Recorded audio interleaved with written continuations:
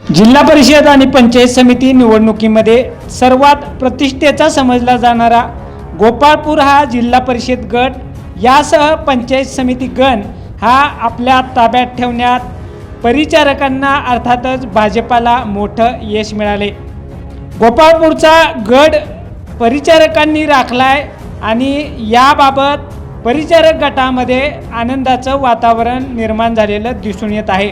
गोपाळपूर गटासाठी आणि या गणासाठी परिचारकांनी प्रचारामध्येच मोठी आघाडी घेतली होती, त्यामुळं या गटामध्ये आणि या गणामध्ये भाजपाचा विजय निश्चित मानला जात होता आणि अखेर तेच घडले।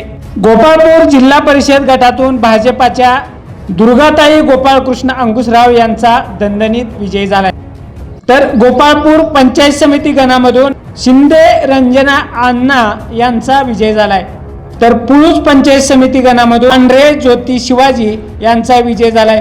या तिन्ही जागावर भाजपाला मोठं यश मिळाले। जाणून घेऊया जिल्हा परिषद गटामध्ये मतमोजणीनंतर समोर आलेली अधिकृत आकडेवारी। गोपाळपूर जिल्हा परिषद गटामधून मतमोजणीनंतर समोर आलेली एकूण आकडेवारी पुढील प्रमाणे आहे। दुर्गा गोपाळकृष्ण अंकुशराव यांना 14,856 मतं मिळालेत। प्रियांका अशोक परांडे यांना 3,463 मतं मिळालेत। आजबे शीतल शिवाजी यांना 2,255 मतं मिळालेत। मनीषा हनुमंत काळे यांना 1,898 मतं मिळालेत। शुभांगी शंकर पवार यांना 887 मतं मिळालेत, तर नोटाला 186 मतं मिळालेत। एकूण वैध मतांची संख्या आहे 23,547, अवैध मतं 12 आहेत।